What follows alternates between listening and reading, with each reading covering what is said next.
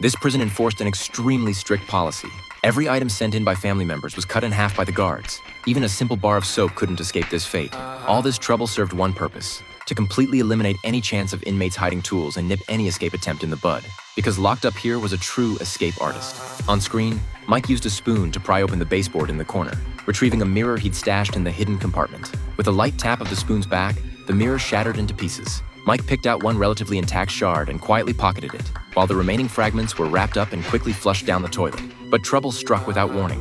Guards suddenly launched a surprise inspection. Mike reacted lightning fast, immediately slipping the mirror shard into his mouth. The inspection began with inmates searched one by one, then made to stand at the door afterward. This meant the mirror fragments in the toilet would eventually be discovered. Mike remained completely calm and simply pressed the flush button, washing away all the evidence. The sound of rushing water immediately caught a guard's attention. He angrily demanded an explanation, but Mike claimed it was an accident. The guard clearly wasn't buying it and launched a thorough search, turning every corner of the cell inside out, but ultimately came up empty-handed. Once the guard left, Mike grabbed a toothbrush and used string to securely tie the mirror shard to the handle. A concealed yet deadly tool was born. Peering through the peephole in the cell door, he could monitor the guard's every move. Next, Mike removed a bedboard, using the bed leg as a wall-chiseling tool. Working together, they moved the cardboard from the corner, then used a spoon to pry open the floor beneath, with one person using the mirror as a lookout. Mike swung the bed leg repeatedly, striking the floor, but after just a few hits, the loud noise attracted the guard's attention. He wasn't fazed in the slightest, though, because inmates in the neighboring cell were repairing a toilet. The two sounds blended together perfectly, enough to throw anyone off the scent. Sure enough, the guard just walked by without coming in to check.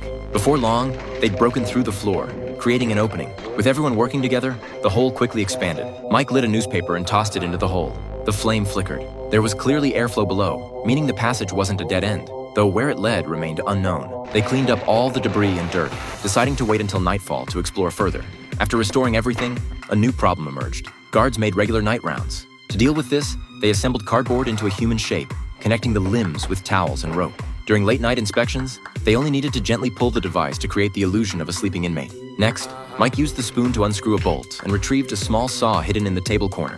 With preparations complete, he descended through the hole they'd dug earlier, discovering unexpectedly that below was a spacious underground area, but the way forward was completely blocked by iron bars. Mike remained patient, slowly sawing away, pausing every few strokes to listen for movement above.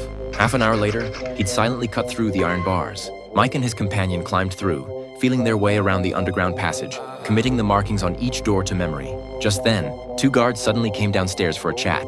In a panic, Mike and his companion pressed together, hiding behind the central pillar, engaged in a close-quarters game of cat and mouse with the guards. Fortunately, the guards never noticed anything unusual and eventually left the scene. Once the coast was clear, Mike found a piece of metal and quickly cut it with the saw, then bent it into a makeshift master key.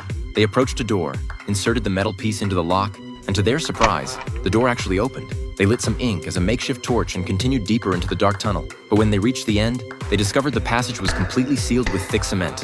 Escape seemed hopeless. Yet Mike remained remarkably calm. He scraped the wall with the metal piece, determining that the old cement here had already loosened. If they could just break through here, freedom would be within reach. After noting the exact location, the two headed back. But just their luck, guards began their routine rounds and time was running out. They frantically returned the tools to their places and, without even time to change out of their clothes, quickly dove under the covers. The next moment, guards burst through the door.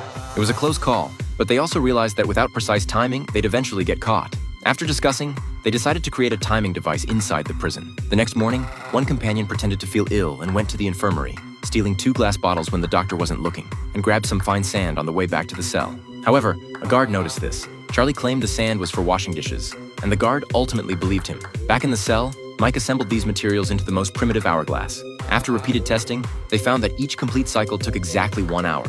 When night fell, the operation officially began. Mike drew a huge circle on the wall and grabbed the iron bar to start breaking through the wall with everything he had. Everyone took turns working according to the hourglass timing. In just 3 days, they'd broken through the wall. A companion climbed up the sewer ladder. Outside was indeed freedom. Seeing a taxi not far away, they desperately wanted to escape this prison immediately, but they didn't, because their companions were still below, and if they were leaving, everyone had to leave together. They quickly returned and shared this exciting news with Mike. After a brief discussion, everyone unanimously decided, tonight, the escape would happen. But at this critical moment, a guard suddenly arrived, calling Paul by name to see the warden immediately. The remaining men exchanged glances, immediately on alert, vaguely sensing something was off. The warden then revealed to Paul that his case had been dismissed and he'd be released soon. This news thrilled Paul, but remembering tonight's planned escape, he was suddenly torn. In the end, Paul spoke with the warden for a long time before finally leaving the office. Back in the cell, his cellmates immediately pressed him about the conversation.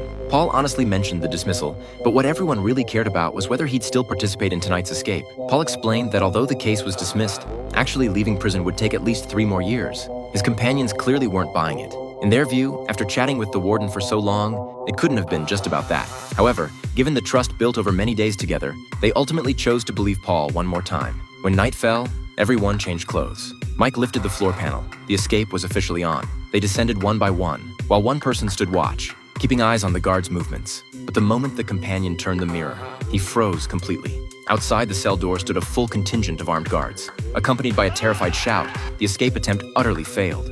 4 inmates were forcibly removed for inspection, while Paul was separately escorted to solitary confinement. Before parting, Mike said something cryptic to Paul. "You poor thing." Though the film ends here, what's truly thought-provoking is how the guards obtained intelligence in advance on the night of the escape.